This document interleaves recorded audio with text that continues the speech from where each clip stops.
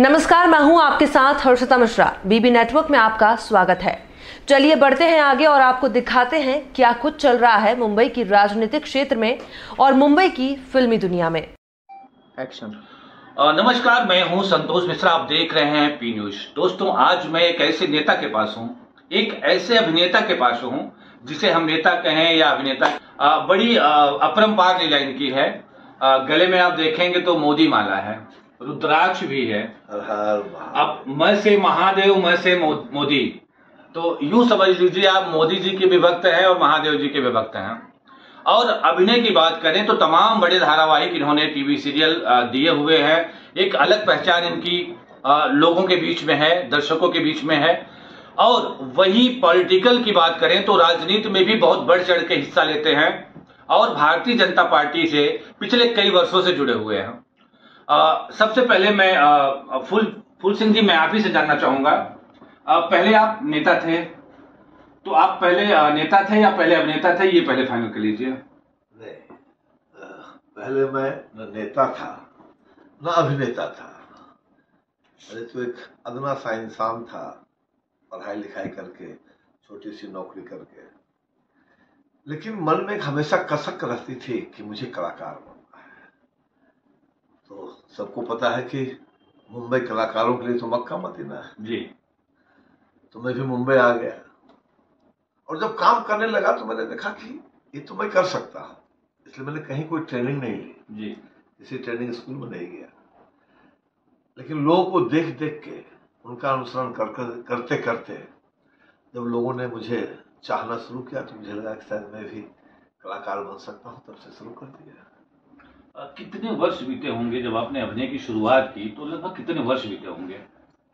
लगभग 19 साल पहले मुंबई आया और ये एक्टिंग वगैरह हम लगभग 14 साल से 15 साल से कर रहे हैं। जब आप मुंबई आए तो बैकग्राउंड जो आपका है वो बहुत मजबूत पहले से भी था? आपके ऊपर किसी का हाथ पहले से भी था कि नहीं ये फिक्स है, आप चलेंगे फिल्म इंडस्ट्री में, आप अभिनय शुरू करेंगे, या खुद आपने अपने दम पे ये जमीन तैयार किया हुआ है? मैं एक बात कहूं जी, हाथ तो था, लेकिन हाथ तो महादेव का था। और कहते हैं ना कि जहां चाह वहां राह। मैं तो महादेव की भक्ति में था। मैंने कहा बाबा मुझे ये बनना है, मुझे बनाओ। सब उसका आशीर्वाद है। तो भक्त तो आप मोदी जी की भी हैं। मैं कैमरामैन से कहना चाहूंगा थोड़ा सा इस पे जूम करें। माननीय भारत के प्रधानमंत्री मोदी जी की माला इन्होंने पहन रखी है। मैं इनको भगवान मानता हूं। लोग क्या कहेंगे नहीं कहेंगे, मुझे इससे कोई लेना देना नहीं है। मैं इनको भगवान मानता हूं।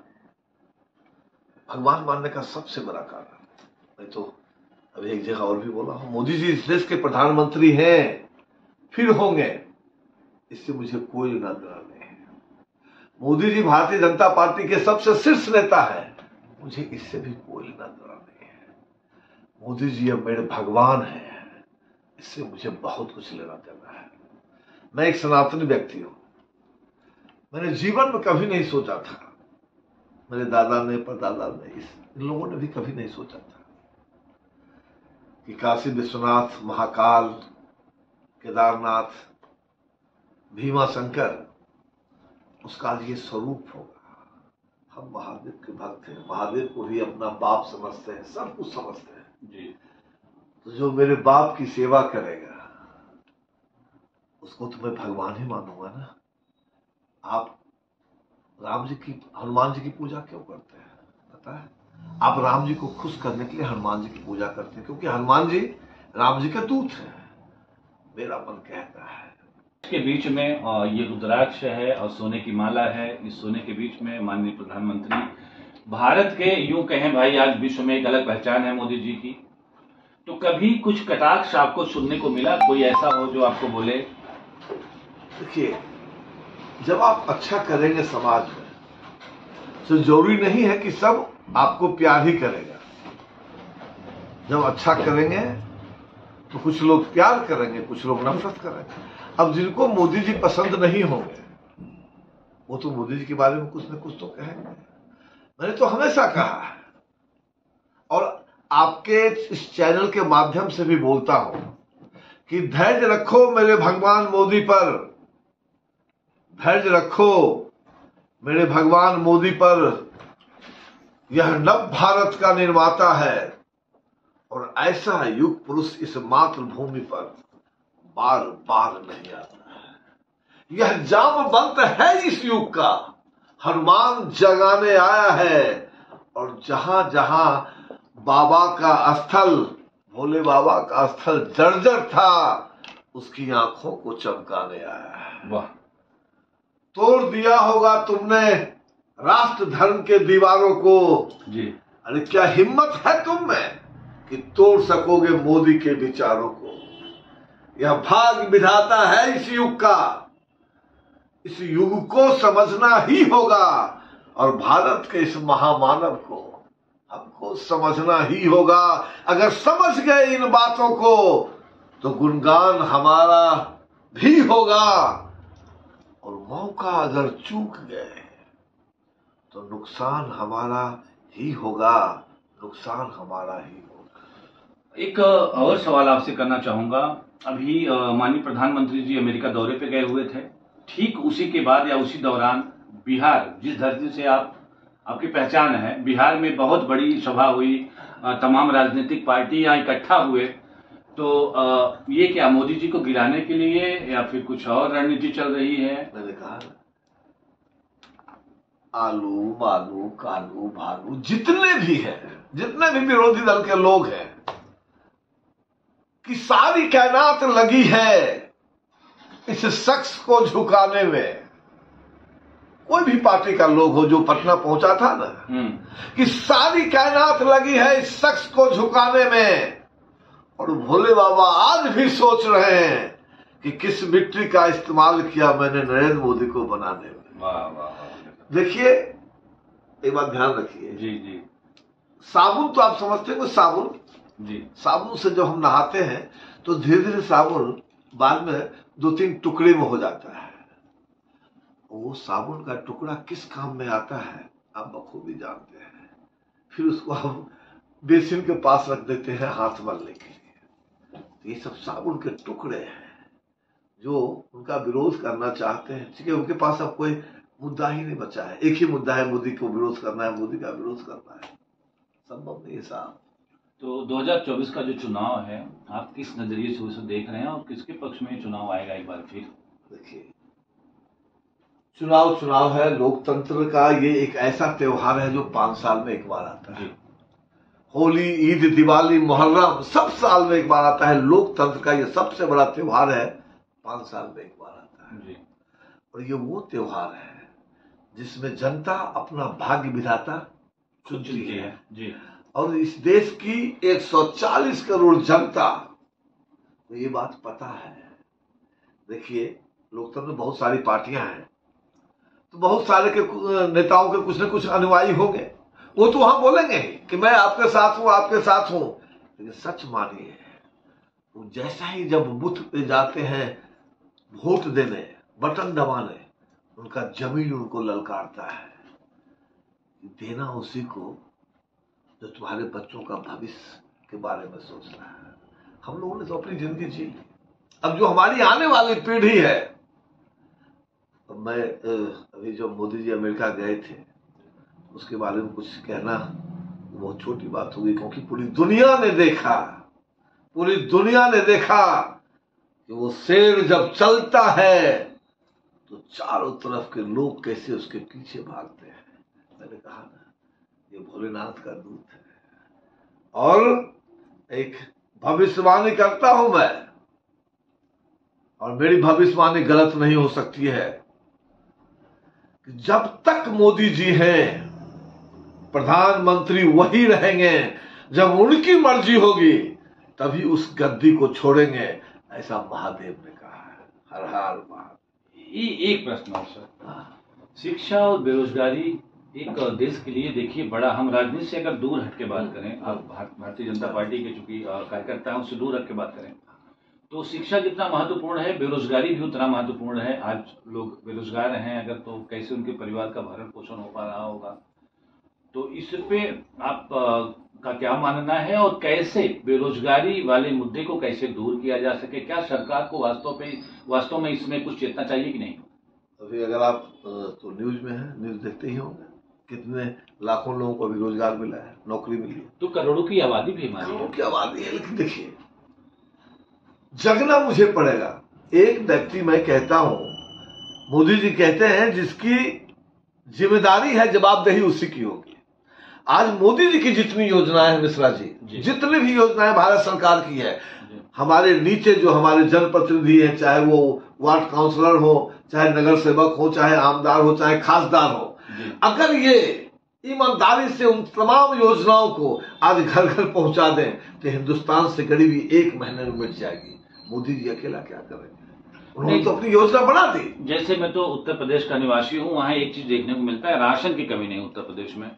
योगी जी का वहाँ राज्य है और कोरोना काल से लेके अब तक लगातार कभी फ्री राशन, कभी सस्ते में राशन, मतलब आज खाने की भूखमरी की स्थिति नहीं है वहाँ पे। तो ठीक उसी प्रकार से रोजगार पे भी सरकार को कुछ अलग सोचना चाहिए ताकि हर परिवार में कोई एक रोजगार भी रहे। देखिए, इस देश ने मोदी जी को 9 साल समय दिया है। पिछला 5 साल और अभी का 4 साल, इस 9 साल में अगर कोई डाटा निकाल के देखे तो मोदी जी ने क्या अच्छा किया, क्या बुरा किया। बुरा तो मुझे समझ भी नहीं आता क्या किया उन्होंने। मुझे ये नहीं कि मोदी जी का भक्त हूं, भगवान मानता हूं इसलिए बात बोल रहा हूं। मुझे नहीं लगता है कभी उन्होंने कोई ऐसा बुरा काम किया जो इस देश के मान सम्मान, इज्जत, प्रतिष्ठा पर पड़े। वो आदमी, मैं तो आपके इस चैनल के माध्यम से कहता हूं, जो भी लोग मुझे सुन रहे हैं, देख रहे हैं, आज रात में जब आप खाना खाना ना तो सोने जाना तो जरा सोचना एक बात को कि आज से 70 साल पहले एक पिछड़ी जाति की गरीब महिला जो दूसरों के घर में चौका बर्तन करके अपने बच्चे का भरण पोषण करते थे। जी। जब उसका बेटा 10 साल का हुआ तो उस गरीब मां ने अपने बेटे को स्टेशन पर चाय चाय चाय चाय खिलाते सुना करती थी। क्या शक्ति थी उस मां में और क्या भक्ति थी उस बेटे में कि आज उसका बेटा पूरे विश्व का सबसे ताकतवर और सबसे दुलारा, प्यारा, न्यारा कोई व्यक्ति है इस पूरी दुनिया में। तो ये हम नहीं कहते हैं, ये दुनिया कहती है कि नरेंद्र मोदी बॉस। तो बॉस मेरे भगवान को नहीं कहेगा तो बॉस किसको कहेगा? आने वाले समय में 2024 के बाद देखिएगा, ये बेरोजगारी की बात हो रही है, ऐसा नहीं कि बहुत ज्यादा बेरोजगारी है, मैं मानता हूं, लेकिन जनसंख्या भी तो अपनी है ना, 140 करोड़। इस सामने में देखिए नहीं, पाकिस्तान 25 करोड़ है ना, भूखे नंगे रोटी के लिए मर रहा है जी। आप अपना पड़ोसी को देखिए और देश को देखिए, 0% टॉलरेंस भ्रष्टाचार पे। आतंकवादी तो भाग गए ना, कहां भी पत्थर फेंक रहा है वहां। तो जो चीजें देखिए, घाव बहुत बड़ा था हिंदुस्तान, बड़ा घाव था, घाव को भरने में समय तो लगता है, तो लेकिन अब घाव भर गया। 2 पंचवर्षीय तो हो गया, हाँ, अब घाव भर गया। अब तो आपको दिखाई देगा 2024 के बाद। और ये जो कोई सपना देखे, सपना देखना जरूरी है और कोई भी सपना देख सकता है। बाकी लोग जो सपना दिख रहा है मोदी जी हटाओ, मोदी जी हटाओ, तो सपना वो उसका अधिकार है देखने का, लेकिन उसका सपना तो बेवजह ही चकनाचूर हो जाएगा। अरे मैंने तो कहा नहीं, मेरी भविष्यवाणी रिकॉर्ड करके सुन ले, 2024 ही नहीं, मोदी जी जैसे हमारे सनातन धर्म में, हमारे भारतवर्ष में होता था कि कोई आदमी अपना उत्तराधिकारी खुद चुनता था, उसके बाद वो सिंहासन छोड़ता था, वही हाल हमारे देश में भी होगा। हमारा भगवान नरेंद्र भाई मोदी 2024 में भी बनेगा और जब तक जीवित रहेगा प्रधानमंत्री बन के रहेगा और बनता रहेगा जब उसकी मर्जी होगी, जब उनको लगेगा कि अब भोलेनाथ की भक्ति में जाना है, बाबा ने भेजा है, बाबा ने सब काम दिया था, बाबा का काम मैंने बहुत कुछ कर लिया, अब मुझे भक्ति में जाना है, वो खुद ब खुद सब कुछ छोड़ के निकल जाए। चलिए, चलते चलते एक लास्ट चीज, चूंकि आप अभिनेता हैं तो 2023-24 में नए प्रोजेक्ट आपके कौन कौन से हैं, क्या कुछ तैयारियां चल रही हैं और दर्शकों को क्या नया देखने को मिलने वाला है? अभी जो मुझे कलाकार के रूप में जानते हैं, अभी 3 जुलाई से, इसी 3 जुलाई से शिव शक्ति GTV पे जी एक बहुत बड़ा शो है, फैमिली ड्रामा है। शिव शक्ति में हमको 7:30 बजे सोमवार से लेकर रविवार तक जरूर देखिए और अपना प्यार दीजिए और हमेशा ही ध्यान रखिएगा, मैं आपका कलाकार, आपका मनोरंजन करता हूँ और डरता किसी से नहीं हूँ। वो मोदी जी का विरोधी हो, कोई डरता मैं किसी से नहीं हूँ और नहीं डरता हूँ तो इसका एकमात्र कारण है आप लोग प्यार भी तो बहुत हमको करते हैं ना। वही प्यार का तो नतीजा है कि एक अजीब सी शक्ति मिलती है मुझे, और जब टकराने की बात होती है तो किसी से टकरा जाता हूँ। हर हर महादेव, हर हर। तो आपने देखा, ये थे कलाकार, नेता, अभिनेता, या यूं कहें महादेव के भक्त कह लें, फूल सिंह जी, जिन्होंने अपनी बातें अपने तरीके से रखी। बने रहिए हमारे साथ, फिर इसी शो में मिलते हैं आपसे किसी नए चेहरे के साथ। तब तक के लिए नमस्कार।